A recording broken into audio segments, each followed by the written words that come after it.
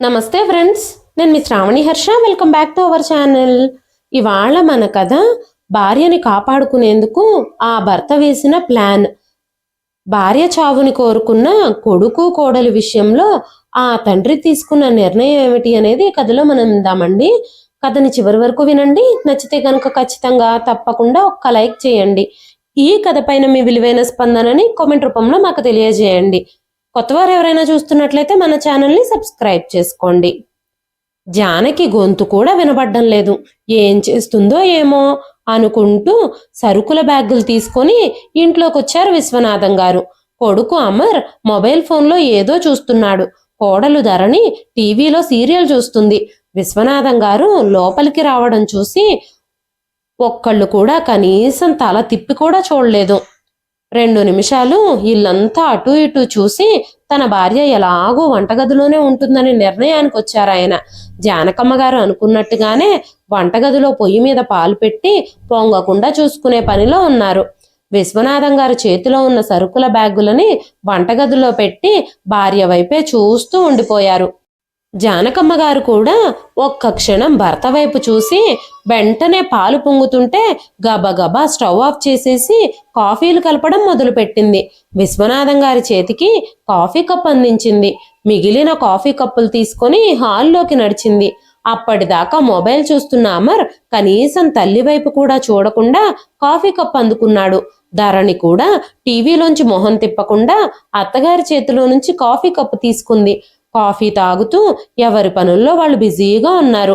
విశ్వనాథం గారికి మాత్రం జానకమ్మ గారి మీద చాలా కోపం వచ్చింది. కొడుకు కోడలి ప్రవర్తన ఆయనకి ఏమాత్రం నచ్చడం లేదు. వాళ్ళని ఏదైనా అంటే అనవసరంగా భార్య బాధపడుతుందేమోనని ఆయన మౌనంగా ఉండిపోయారు. ఆయన కాఫీ తాగేసి కప్పుని కిచెన్లో పెట్టేసి గదిలోకి వెళ్ళి కూర్చున్నారు. ఒక 10 నిమిషాల తరువాత జానకమ్మ గారు కూడా అక్కడికి వచ్చారు. వెంటనే విశ్వనాథం గారు, నువ్వు కాఫీ తాగావా లేదా? లేకపోతే కాఫీ తాగేసిరా అని చెప్పగానే జానకమ్మ గారు మంచం మీద ఆయన పక్కనే కూర్చుంటూ, నేను కాఫీ తాగానండి, అయినా నా గురించి మీరు ఎక్కువగా ఆలోచిస్తున్నారు అని నాకు అనిపిస్తుంది అని మాట్లాడుతూ ఉండగానే బయట నుంచి అరుపుల శబ్దం వినిపించింది. త్వరగా భర్త చేతులు విడిపించుకొని కొడుకు గదివైపు పరిగెత్తుకుంటూ వెళ్లారు జానకమ్మ గారు. అక్కడ మంచం మీద మనవడు రాకేష్ చేతులు కాళ్ళు తంతూ ఏడుస్తున్నాడు.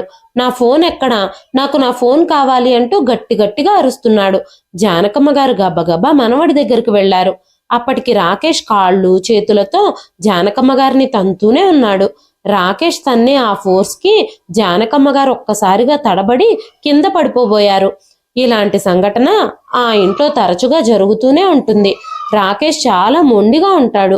తనకేదైనా కావాలంటే అది ఇచ్చే వరకు మొండితనం చూపిస్తూనే ఉంటాడు. కాళ్ళు చేతులు తంతూ ఏడవడం మొదలు పెడతాడు. అతనికి దగ్గరగా ఎవ్వరు వెళ్ళినా వాళ్ళని కొట్టి దూరంగా నెట్టేస్తాడు.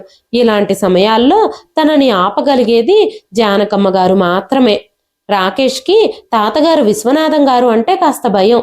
అంతేకాకుండా తన తల్లి ధరణిని కూడా అలా తన్నడు. అలా తంతే ధరణి తనని తిరిగి కొడుతుందన్న భయం. రాకేష్ అలా కోపంతో ఏడుస్తున్నా ధరణి ఏమీ పట్టించుకోకుండా నీ ఇష్టం వచ్చినట్టు చేసుకో అని అక్కడి నుంచి వెళ్ళిపోతుంది.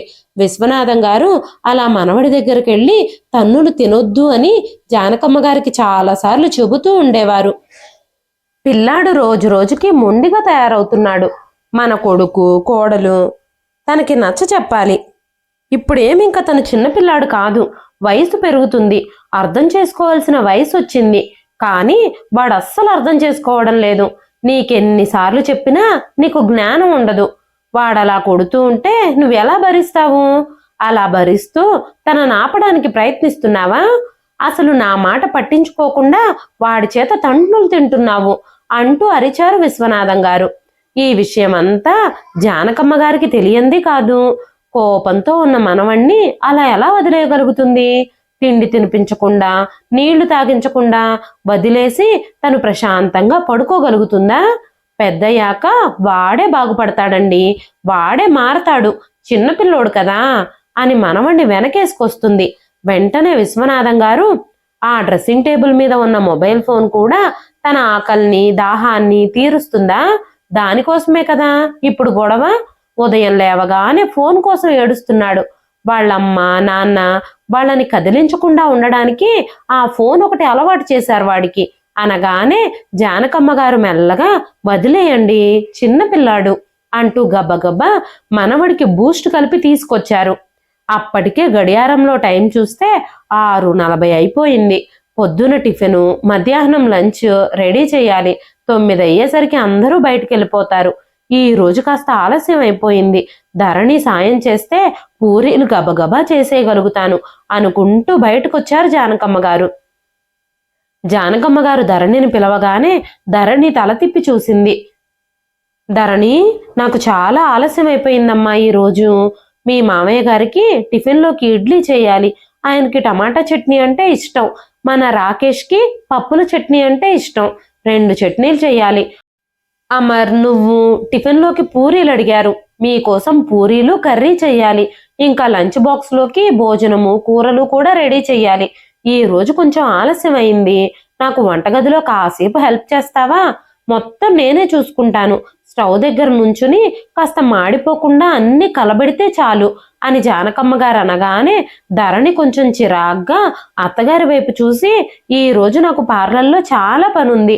టీవీ చూస్తుంటే పని ఏమీ లేనట్టు కాదు. మీరు కాఫీ ఇవ్వడం లేట్ అయిందని టీవీ దగ్గర కూర్చున్నాను అంతే. నేను తొందరగా పార్లర్కి వెళ్ళిపోవాలి. ఇవాళ ఒక ఎంగేజ్మెంట్ పెళ్లి కూతురికి నేనే మేకప్ చెయ్యాలి. అయినా మామయ్య గారు మీరు ఇంట్లోనే ఉంటారు కదా, మీకు కావలసిన టమాటో చట్నీలు ఇడ్లీలు తర్వాత చేసుకోండి. ముందుగా మా పనులు చూసి బయటకు పంపించండి అంటూ తన గదిలోకి వెళ్ళిపోయింది రెడీ అవ్వడానికి. ఇంట్లో ఉండేవాళ్ళు 10 గంటలైనా టిఫిన్ చేయకపోయినా పర్వాలేదు కాబోలు. వీళ్ళని మాత్రం చక్కబెట్టి 9ంటికే బయటకు పంపించాలి కాబోలు. మేమిద్దరం ఉదయం 4 గంటలకే నిద్రలేస్తాం. వీళ్ళు ఎప్పుడు అర్థం చేసుకుంటారో ఏంటో అనుకుంటూ జానకమ్మ గారు వంటగదిలో పనులు చేయడం ప్రారంభించారు. అంతలోనే విశ్వనాథం గారు నన్నేమైనా సహాయం చేయమంటావా అంటూ వంటగది దగ్గరికి వచ్చారు. ఆయన వంటగదిలోకి రాకముందే, మీకు వంటగదిలో పనులు ఏం తెలుస్తాయండి? మీరు బయటకు వెళ్ళి నాకు కావలసిన కూరగాయలు సరుకులు అన్ని కొనుక్కొచ్చి ఇచ్చారు కదా, ఇంక చాలు వదిలేయండి. మిగిలిన పనులు నేను చూసుకుంటాను అని చెప్పి జానకమ్మ గారు వంట చేయడంలో బిజీ అయిపోయారు. విశ్వనాథం గారు తన మనవణ్ణి స్కూటీ మీద స్కూల్లో దింపడానికి బయలుదేరేటప్పుడు కొడుకు కోడలు కూడా తమ తమ పనుల కోసం బయలుదేరడానికి సిద్ధమయ్యారు. నుదుటిపై పట్టిన చెమటని చూపుడు వేలుతో తుడుచుకుంటూ కొడుకు కోడలికి టిఫిన్ లంచ్ అన్ని సిద్ధం చేసి ఇచ్చారు జానకమ్మ గారు. మనవడికి కూడా గబ్బగబ్బా టిఫిన్ తినిపించేసి లంచ్ బాక్సు స్నాక్స్ బాక్సు అన్ని రెడీ చేసి మనవడి చేతికి అందించారు. కొడుకు కోడలు బయటకు వెళ్ళిపోగానే విశ్వనాథం గారు కూడా మనవడిని స్కూల్లో దింపడానికి తీసుకెళ్తూ, టైం చాలా అవుతుంది జానకి, నువ్వు కూడా టిఫిన్ తినేసేసేయి. నేను వెళ్ళి రాకేష్ని స్కూల్లో దింపేసి వస్తాను. నువ్వు నా కోసం ఎదురు చూడకు. రోజు గానుగెద్దులా పనిచేయడమే నీకు అలవాటు, తినడానికి మాత్రం టైమే దొరకదు అంటూ కాస్త కోపంగా భార్య వైపు చూశారు విశ్వనాథం గారు. విశ్వనాథం గారు మనవణ్ణి దించి ఇంటికొచ్చేసరికి జానకమ్మ గారు వంటగది సర్దుతూ ఉన్నారు. ఆవిడప్పటి వరకు టిఫిన్ చేయలేదు. ఎందుకంటే విశ్వనాథ గారి కోసం ఇడ్లీలు టమాటా చట్నీ అల్లం చట్నీ రెడీ చేసేసరికి ఆ టైం అయిపోయింది. విశ్వనాథం గారు జానకమ్మ గారి వైపు కోపంగా చూస్తూ, చెప్పిన మాట అస్సలు వినవు కదా నువ్వు, సరే టిఫిన్ పెట్టు, ఇద్దరం కలిసి టిఫిన్ చేద్దాం అని చెప్పారు. ఇద్దరూ కలిసి టిఫిన్ తిన్నాక జానకమ్మ గారు మిగతా పనులు చేయడానికి ఉపక్రమించారు. అప్పుడే విశ్వనాథం గారు జానకమ్మ గారితో మాట్లాడుతూ, జానకి, నీకు వయసు అయిపోతుంది. ఇంకెప్పుడు అర్థం చేసుకుంటావు నువ్వు నా మాటల్ని? చిన్నప్పటి నుంచి నువ్వు పని తప్ప వేరే లోకం ఎరగవు. నువ్వు మీ కుటుంబంలో నువ్వు మొదటి సంతానం. మీ అమ్మ నాన్న ఇద్దరూ మిల్లులో పనులకు వెళ్ళేవారు. అప్పటి నుంచి ఇంటి పనిలో వంట పనిలో మీ అమ్మకి సహాయం చేస్తూ మీ ఇద్దరు చెల్లెళ్ళని నువ్వే చూసుకున్నావు.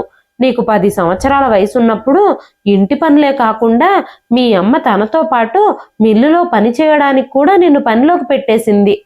అప్పటి నుంచి ఇప్పటి వరకు విశ్రాంతి లేకుండా పని చేస్తూనే ఉన్నావు.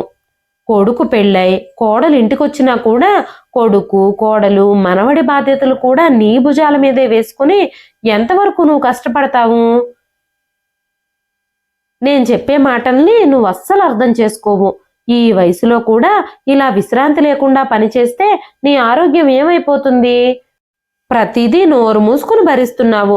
నోరు తెరిచి ఏమీ మాట్లాడవు.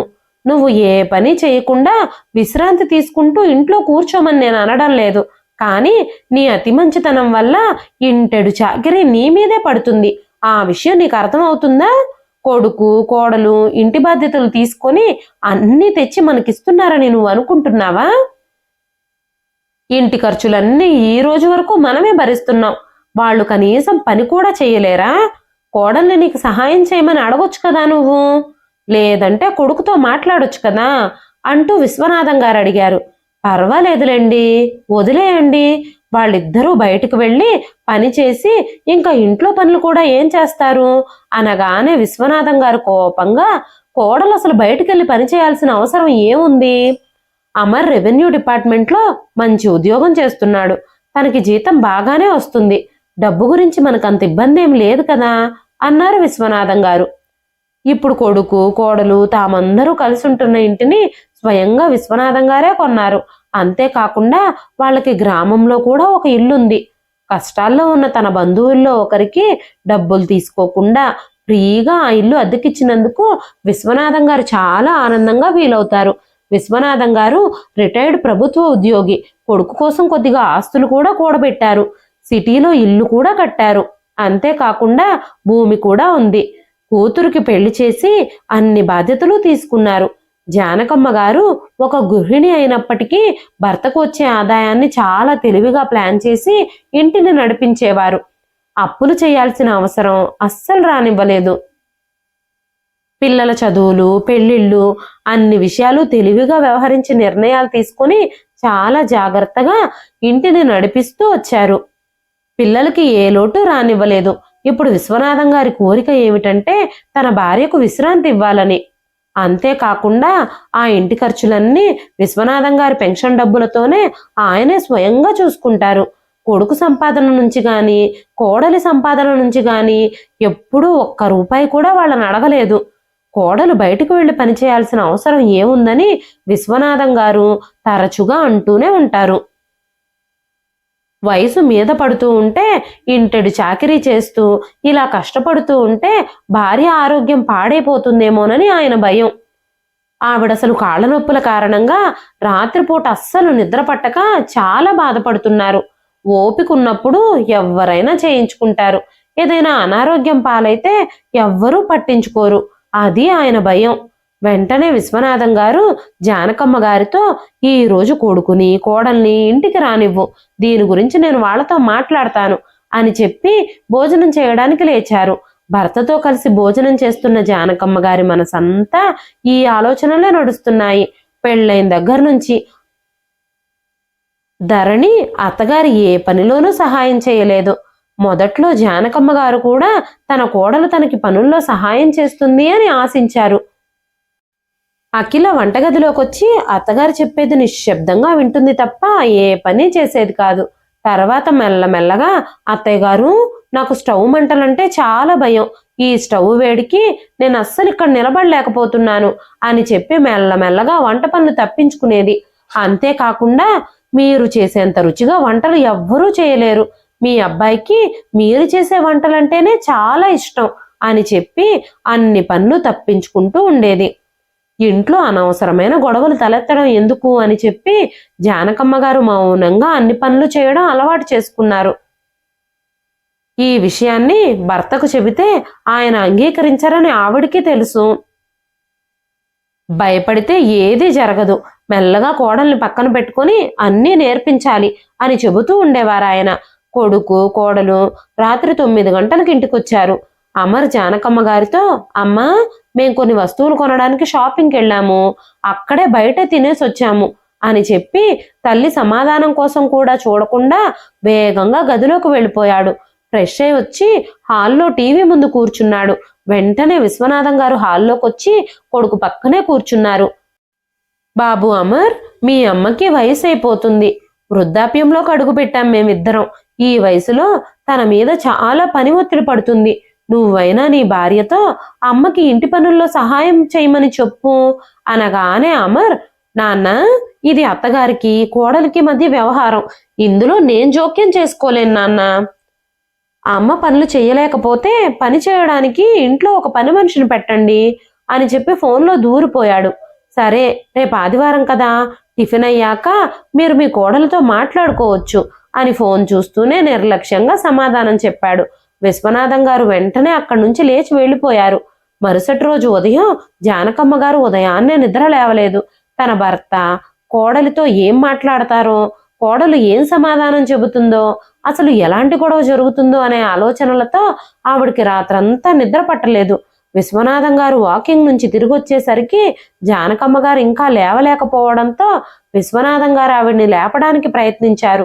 ఆవిడ చాలా నీరసంగా కనిపించడంతో వంటగదిలోకి వెళ్ళి గోరువెచ్చని నీళ్లలో నిమ్మకాయ పంచదార కలిపి తాగడానికి తీసుకొచ్చి ఇచ్చారు.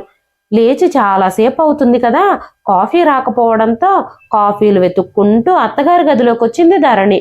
పడుకున్న అత్తగారిని చూసి, అత్తయ్య గారు, మీకేమీ కాలేదు కదా, ఇవాళ ఆదివారం కదా, మేం బయటకు వెళ్ళాలని ప్లాన్ చేసుకున్నాము, టిఫిన్ చేసి బయలుదేరదాం అనుకున్నాం, కానీ మీరు లేచినట్టుగా లేరే.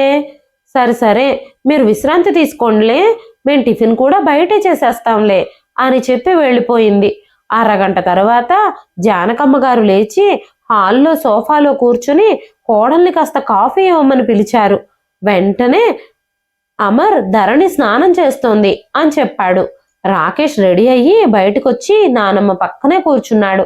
నానమ్మ, మేము ఈరోజు మాల్కి వెళుతున్నాము, నేను నాకు కావలసిన బొమ్మలన్నీ కొంటాను, నేను సినిమాకు కూడా వెళతాను, నా ఫ్రెండ్ దగ్గర ఉన్న మ్యాజిక్ పెన్సిల్ లాంటిదే నేను కూడా కొనుక్కోబోతున్నాను అని మాట్లాడుతూ ఉంటే మనవడి మాటలకి మైమరచిపోయి నవ్వుకుంటూ జానకమ్మ గారు, మరి సరే, నువ్వు షాపింగ్కి వెళుతున్నావు కదా, నా కోసం ఏం కొంటావు అని అడిగింది.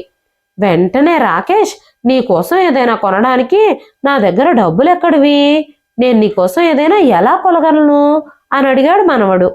సరే, ఇప్పుడు కొనకపోయినా పర్వాలేదు, నువ్వు చదువుకుని పెద్దవాడికి అయ్యాక ఉద్యోగం చేస్తావు కదా, అప్పుడు నా కోసం ఏం కొంటావు అంటూ అడిగారు జానకమ్మ గారు.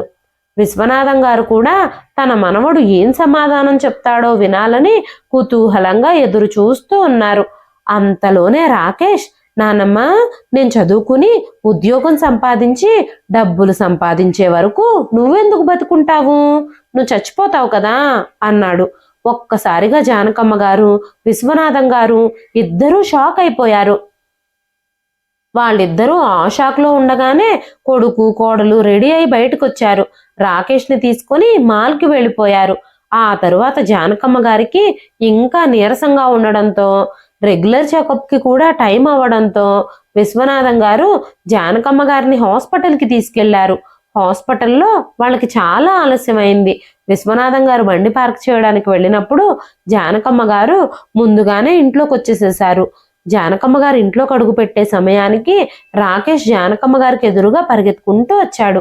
నానమ్మ, ఎలా ఉన్నావు నువ్వు ఇంటికి ఎలా తిరిగొచ్చావు అంటూ ఆశ్చర్యంగా అడిగాడు. జానకమ్మ గారికి ఏమీ అర్థం కాలేదు. ఎందుకు అలా అడుగుతున్నావు రాకేష్ అంటూ మనవడి తలని ఆప్యాయంగా నిమురుతూ అయోమయంగా అడిగారు జానకమ్మ గారు. నువ్వు చాలాసేపటి నుంచి కనిపించడం లేదు, నీ కోసం వంటగదిలో నీ గదిలో మొత్తం వెతికాను, అమ్మని నాన్నని నీ కోసం అడిగితే నువ్వు శ్మశానానికి వెళ్ళావని ఇంకా తిరిగి రావని చెప్పారు, నువ్వు ఇప్పుడు ఎలా తిరిగొచ్చావో చెప్పు అంటూ జానకమ్మ గారి 2 చేతులు పట్టుకుని లాగుతూ అడుగుతున్నాడు మనవడు. మనవడి మాటలు వింటూ ఉంటే అక్కడికక్కడే జానకమ్మ గారికి ఊపిరి ఆగిపోయినంత పని అయింది. కాసేపటి తర్వాత లోపలికి వచ్చిన విశ్వనాథం గారు, ఏమైంది జానకి, ఎందుకు ఇక్కడే నిలబడిపోయి ఉన్నావు, మనవడు నీతో ఏం మాట్లాడుతున్నాడు అని అడిగారు. అక్కడ జరిగిన విషయం చెబితే ఆయన మనసు కూడా కలత చెందుతుందని జానకమ్మ గారు ఇంట్లో అనవసరంగా సమస్యలను సృష్టించడం ఇష్టం లేక, ఏమీ లేదండి రండి అని చెప్పి ఆయన్ని గదిలోకి తీసుకెళ్లిపోయారు. ఆ రోజు జానకమ్మ గారికి అస్సలు ఆకలిగా అనిపించలేదు. మనవడు మాట్లాడిన ఆ విషయాలు ఆవిడ అస్సలు జీర్ణించుకోలేకపోతున్నారు. పుట్టిన ప్రతి ఒక్కరూ ఏదో ఒక రోజు వెళ్ళిపోవాల్సిందే, కానీ అంత చిన్నపిల్లాడు అంత పెద్ద పెద్ద మాటలు ఎలా మాట్లాడుతున్నాడు, దీనికి కారణం ఏమిటో తెలుసుకోవాలి అని ఆలోచిస్తూ ఉండగానే కొడుకు కోడలు తమ గదిలో నుంచి బయటకొచ్చి, అమ్మా ఇప్పుడు నీకెలా ఉంది? కాసేపు విశ్రాంతి తీసుకోవచ్చు కదా, మేం బాబుని తీసుకొని బయటకు వెళుతున్నాం అని చెప్పి విశ్వనాథం గారు జానకమ్మ గారు ఏ సమాధానము చెప్పకముందే కారు తీసుకుని బయటకు వెళ్ళిపోయారు. విశ్వనాథం గారు చాలా కోపంగా ఉన్నారు. రోజు ఇంటెడు చాకిరీ చేసే భార్య ఒక్కరోజు అనారోగ్యంతో ఉంటే కొడుకు కోడలు తమ ఇష్టానికి బయట తినడానికి వెళ్ళిపోయారు. తనకేదైనా చేసి పెడదామని కూడా లేదు అనుకుంటూ విశ్వనాథం గారు జానకమ్మ గారిని విశ్రాంతి తీసుకోమని పడుకోబెట్టి జానకమ్మ గారి కోసం తన కోసం గబగబా బయటకు వెళ్ళి బయట నుంచే ఇడ్లీ తీసుకొచ్చారు. ఆయిల్ ఫుడ్స్ అంటే జానకమ్మ గారికి అంతగా ఇష్టం ఉండదు. జానకమ్మ గారి ఆరోగ్యం కాస్త కోలుకున్న తరువాత కొడుకు కోడలతో ఈ విషయం గురించి ఎలాగైనా మాట్లాడాలి అని అనుకున్నారు. ఆ తరువాత 2 రోజులు జానకమ్మ గారికి తల తిరగడం కొనసాగుతూనే ఉంది. విశ్వనాథం గారు బలవంతంగా జానకమ్మ గారిని విశ్రాంతి తీసుకునేలా చేశారు. ఆ 2 రోజులు ఇంట్లో కనీసం కాఫీ పెట్టడానికి కూడా ఎవ్వరూ లేరు. అవసరం వచ్చినప్పుడు కోడలే పనిచేస్తుందిలే అని అనుకునేవారు జానకమ్మ గారు. కానీ 2 రోజుల్లోనే ఇల్లంతా చెత్త కుప్పలా మారిపోయింది. కొడుకు కోడలు వాళ్ళకిష్టమైన ఆహారాలన్నీ ఆర్డర్ చేసుకుంటున్నారు. వాళ్ళు ఆర్డర్ చేసినవి వీళ్ళు తినగలిగేవి కాదు. నూడిల్స్లో ఫ్రైడ్ రైస్లు బిర్యానీలు ఎక్కువ మసాలాలు ఉన్న వంటకాలు ఆర్డర్ చేస్తున్నారు. ఆ వాసనలకే జానకమ్మ గారికి వికారంగా అనిపించేది. 2 రోజులు భర్త తీసుకొచ్చిన ఇడ్లీనే తిన్నారు. 3వ రోజు ఎలాగోలా అన్నం వండి రసం చేసుకుని భార్యాభర్తలిద్దరూ తినేశారు. ఇంకా ఇంట్లోనే ఉంటే ఉపయోగం లేదని తర్వాత రోజే విశ్వనాథం గారు జానకమ్మ గారిని హాస్పిటల్కి తీసుకెళ్లారు. జానకమ్మ గారు బాగా నీరసంతో ఉండటంతో డాక్టర్ 1 రోజుకి అడ్మిట్ అవ్వమని సెలైన్ పెడతామని చెప్పారు. అప్పటికే టైం 7 గంటలయ్యింది. కొడుకు కోడలు ఇంటికొచ్చేసి ఉంటారు, ఇంట్లోనే ఉండుంటారు అని కొడుకుకు ఫోన్ చేశారు. 2-3 సార్లు ఫోన్ చేసినా కూడా కొడుకు ఫోన్ తీయలేదు. ఆ తర్వాత కోడలికి ఫోన్ చేస్తే కోడలు ఫోన్ కట్ చేసేసింది. మళ్ళీ మళ్ళీ చేస్తున్నా ఫోన్ బిజీ వస్తుంది. ఇక కొడుకుని కోడల్ని నమ్మడానికి ఉపయోగం లేదని విశ్వనాథం గారు తన స్నేహితుడు కృష్ణమూర్తి గారికి ఫోన్ చేశారు. 10 నిమిషాల్లోనే కృష్ణమూర్తి గారు తన భార్యతో కలిసి ఆసుపత్రికి వచ్చారు. విశ్వనాథం గారి చేతిలో డబ్బులు కూడా తక్కువగా ఉన్నాయి. ఏటీఎం కార్డు కూడా ఇంట్లోనే ఉంది. అలాగే హాస్పిటల్లో అడ్మిట్ అవ్వాలి కాబట్టి జానకమ్మ గారికి కావలసిన కొన్ని వస్తువులు కూడా తీసుకురావాల్సిన అవసరం ఉంది. విశ్వనాథం గారు ఆటోలో హాస్పిటల్కి వచ్చారు. జానకమ్మ గారిని తన స్నేహితులకు అప్పచెప్పి విశ్వనాథం గారు ఇంటికి వెళ్లారు. ఆయన ఇంటికి వెళ్లేసరికి ఇంటి తలుపులు మూసున్నాయి. తలుపు తట్టడానికి చెయ్యి వేస్తే అది వెంటనే తెరుచుకుంది. చేతిలో డబ్బులు లేవు, ఇప్పటికైనా వాళ్ళ అహంకారం తగ్గుతుందేమో అంటున్న కోడలి గొంతు చెవుల్లో మారుమోగింది. ఎవరి గురించి మాట్లాడుతుంది కోడలు? ఎవరా అహంకారి అని ఆలోచిస్తూ ఉండగానే, ఏంటి మీరు ఏమీ మాట్లాడరు, అసలు వింటున్నారా నా మాటలు? అత్తగారు చాలా అమాయకురాలండి. ఆవిడకి తెలిసిందల్లా వంట చేయడం మాత్రమే. వంట పని ఇంటి పని పనులన్నీ చేసుకుంటూ పోవడం మాత్రమే ఆవిడకి తెలుసు. ఇప్పుడు ఆవిడ చచ్చిపోవాలి, చచ్చిపోతేనే మావగారి గర్వం కూడా దాంతోపాటు కలగలిసిపోతుంది. ఇక మనం హాయిగా ఉండొచ్చు. నాకు ఒక పెద్ద బ్యూటీ పార్లర్ పెట్టాలని చాలా కోరికగా ఉంది. ఆల్రెడీ 2-3 సార్లు ఈ విషయం ఇంట్లో అందరితో చర్చించాను. ఈ ఇంటి మీద బ్యాంక్ లోన్ తీసుకోమని అడిగాను. కానీ ఆ ముసలాళ్ళిద్దరూ లోన్ తీసుకోవడానికి అస్సలు ఒప్పుకోలేదు. అందుకే ఇంటి ఖర్చులకు కూడా మనం 1 రూపాయి కూడా ఇవ్వడం లేదు. మరీ అవసరాలకు మించి వాళ్లతో ఖర్చులు చేపిస్తున్నాం. పెన్షన్ డబ్బులన్నీ అవజేస్తున్నాం. ఇప్పుడు వాళ్ళ దగ్గర హాస్పిటల్కి వెళ్ళడానికి కూడా డబ్బులున్నాయో లేవో కూడా తెలియదు. మన డబ్బులతోనే ఒక ఫ్లాట్ కొనుక్కున్నాం కదా. ఇప్పటికి అత్తగారు పోతే మావగారితో ఎలాగైనా సంతకాలు పెట్టించి ఈ ఇంటి మీద లోన్ తీసుకుని పెద్ద పార్లర్ పెడతాను. ఆయన మనకి డబ్బుల కోసమే ఫోన్ చేస్తున్నట్టున్నారు. మనం మాత్రం వాళ్ళ ట్రీట్మెంట్ కోసం అస్సలు డబ్బులు ఇవ్వద్దు అని మాట్లాడుతూ ఉండగానే విశ్వనాథం గారు ఒక్కసారిగా షాక్తో ఇంటి నుంచి కొంచెం దూరం వెళ్ళిపోయారు. అసలు ఆయనకంతా అయోమయంగా ఉంది. తన ఇంటికేనా తను వచ్చింది? తన కొడుకు కోడలి మాటలేనా తను వింది? అసలు వేరే ఇంటికి ఏమైనా వెళ్ళిపోయానా అని అనుకున్నారు. ఆ తర్వాత కొంచెం తేరుకొని అక్కడి నుంచి వేరే ఆటో ఎక్కి ఇంటికి వెళ్ళారు. ఆటో చప్పుడు విని కొడుకు బయటకొచ్చి చూశాడు. ఆటో దిగుతున్న విశ్వనాథం గారితో, నాన్న, అమ్మ ఎలా ఉంది, ఎక్కడుంది అని అడిగాడు. మీ అమ్మని ఈ రోజు హాస్పిటల్లో అడ్మిట్ చేయమన్నారు, అందుకే తనకు కావలసిన సామాన్లు తీసుకెళ్లడానికి వచ్చాను అంటూ తన రూమ్ వైపుగా నడిచారు విశ్వనాథం గారు. ఏటీఎం కార్డు, కొన్ని డబ్బులు, ఇంకా ఒక బ్యాగ్లో ఇద్దరికి బట్టలు పెట్టుకున్నారు. అప్పుడే అమర్ దగ్గరకొచ్చి, నాన్న, నేను కూడా మీతో పాటు రావచ్చా, హాస్పిటల్లో రాత్రికి ఉండాలి కదా అని అడిగాడు. లేదు బాబు, ఇప్పుడు రావాల్సిన అవసరం ఏమీ లేదు, హాస్పిటల్లో అంతమందిని ఉండనివ్వర్లే అంటూ టెన్షన్ పడుతూ బండి తీసుకొని వెళ్ళిపోయారు విశ్వనాథం గారు. ఆ రోజు రాత్రి జానకమ్మ గారికి తోడుగా కృష్ణమూర్తి దంపతులు కూడా అక్కడే ఉన్నారు. ఇంటికి వెళ్ళి స్నానం చేసి మీ ఇద్దరికి భోజనం తీసుకొస్తామని ఉదయాన్నే ఇద్దరూ బయలుదేరి వెళ్ళిపోయారు. కాసేపటి తర్వాత జానకమ్మ గారిని చూడ్డానికి కొడుకు కోడలు హాస్పిటల్కి వచ్చారు. విశ్వనాథం గారు జానకమ్మ గారిని 2 రోజులు హాస్పిటల్లోనే ఉంచి ఆ తర్వాత ఇంటికి తీసుకొచ్చారు. 1 వారం మౌనంగా భార్యకు సేవలు చేస్తూ ఉన్నారు. జానకమ్మ గారు చాలా వరకు కోలుకున్నారు. ఆ రోజు జానకమ్మ గారు హాల్లో సోఫాలో కూర్చునున్నారు. కొడుకు కోడలు కూడా దగ్గరలోనే ఉన్నారు. విశ్వనాథం గారు కొడుకు కోడలి వైపు ఓరగా చూస్తూ, ఏంటి జానకి, ఇంత అనారోగ్యం వచ్చినా కూడా నువ్వు మళ్ళీ తిరిగి కోలుకొని బ్రతకాలా, అందర్నీ వదిలిపెట్టి ఎందుకు చావకూడదు అంటూ కఠినంగా అడిగారు. జానకమ్మ గారికి ఏమీ అర్థం కాలేదు. విశ్వనాథం గారు అనవసరంగా ఏది పడితే అది మాట్లాడే మనిషి కాదు, ఇప్పుడు ఎందుకు ఇలా మాట్లాడుతున్నారు అనుకుంటూ దిగ్భ్రాంతితో భర్త వైపే చూశారు. తండ్రి మాటలు విని కొడుకు అమరికి కూడా చాలా కోపం వచ్చింది. నాన్న, మీరు మీ నాలుకని అదుపులో పెట్టుకోండి, అసలు మీ ఉద్దేశం ఏమిటి, అమ్మని చావమంటున్నారా అంటూ అరిచాడు. వెంటనే విశ్వనాథం గారు, ఎవరి చావు ఎవరి చేతుల్లోనూ లేదు, అది దేవుడి చేతుల్లో మాత్రమే ఉంటుంది. నీ తల్లి మరణం గురించి నీ భార్య నీ ఎదురుగా ఎన్నిసార్లు మాట్లాడింది, అప్పుడు ఒక్క మాట కూడా ఎదురు మాట్లాడలేదు నువ్వు. ఇప్పుడు మీ అమ్మ మీద ప్రేమ పొర్లిపోతున్నట్టుగా మాట్లాడుతూనే ఉన్నావే అని చెబుతూ ఉండగానే జానకమ్మ గారు ఏమీ అర్థం కాక అయోమయంగా చూస్తూ ఉన్నారు. ఏం జరిగిందండి, ఎందుకు ఇలా మాట్లాడుతున్నారు అని జానకమ్మ గారు అడుగుతూ ఉన్నప్పుడు విశ్వనాథం గారు, నేను నిన్న హాస్పిటల్లో అడ్మిట్ చేసి ఇంటికి వచ్చేసరికి కొడుకు కోడలు ఈ విధంగా మాట్లాడుకుంటున్నారు అని చెప్పగానే ఆ మాటలకి అమర్, ధరణి ఇద్దరూ ఒకరి ముఖాలు ఒకరు చూసుకుంటూ నిలబడిపోయారు. జానకమ్మ గారు గొడవ పెద్దదవుతుంది అని భయపడి ఆయన కోపం తగ్గించడం కోసం ఆయన చేతిని ప్రేమగా నిమురుతున్నారు.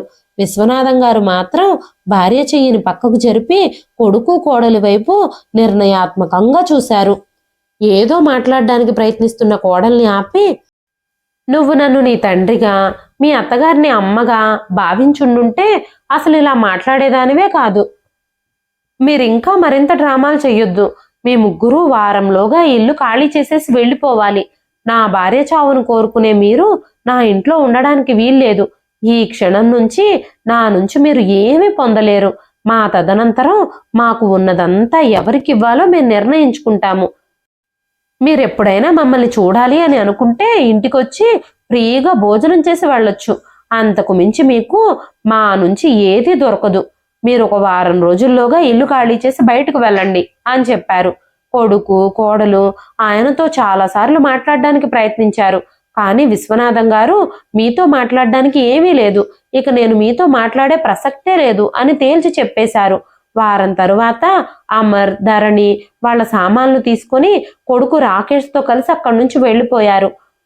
వాళ్ళు వెళ్ళిపోయేటప్పుడు కూడా జానకమ్మ గారు కూడా ఒక్క మాట కూడా మాట్లాడలేదు. హాస్పిటల్ నుంచి డిశ్చార్జ్ అయిన దగ్గర నుంచి విశ్వనాథం గారు జానకమ్మ గారిని ఏ పని చేయనివ్వలేదు. 15 రోజులుగా ప్రతిరోజు కృష్ణమూర్తి గారి ఇంటి నుంచే భోజనం వచ్చేది. కొడుకు కోడలు ఇంటి నుంచి వెళ్ళిపోయిన తర్వాత విశ్వనాథం గారు తన మనసులో ఉన్న ఆలోచనని జానకమ్మ గారితో చెప్పారు. అది ఏమిటంటే, కృష్ణమూర్తి గారికి పిల్లలు లేరు. వాళ్ళు తాముంటున్న వీధిలోనే ఒక చిన్న ఇల్లు అద్దెకు తీసుకొని నివసిస్తున్నారు. ప్రైవేట్ ఉద్యోగం చేసిన కృష్ణమూర్తి గారికి పెన్షన్ రాదు. రిటైర్ అయ్యేటప్పుడు వచ్చిన మొత్తాన్ని బ్యాంకులో వేసుకొని ఆ డబ్బు మీద వచ్చే వడ్డీతోనే అద్దె కట్టి కుటుంబాన్ని పోషించుకునేవారు. చాలా ఇబ్బందులు పడుతూ వాళ్ళు నివసిస్తున్నారు.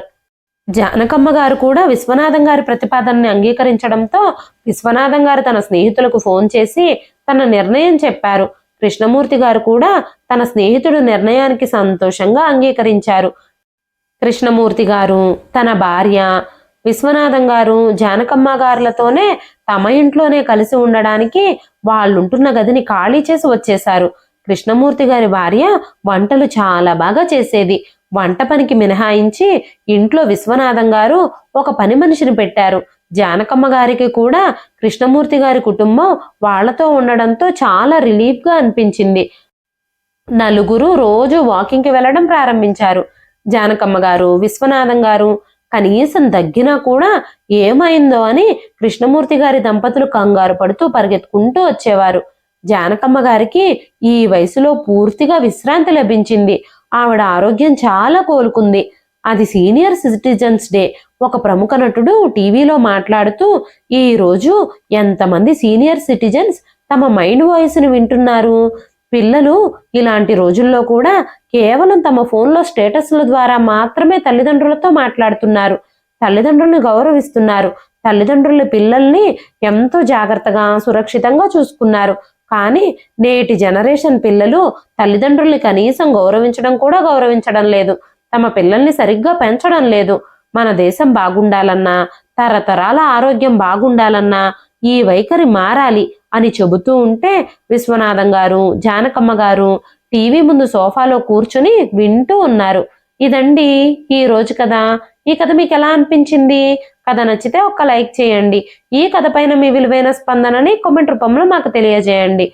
మరెన్నో ఇలాంటి ఇంట్రెస్టింగ్ కథల కోసం మన ఛానల్ని సబ్స్క్రైబ్ చేసుకోండి. మరొక మంచి కథతో మళ్ళీ కలుస్తానండి.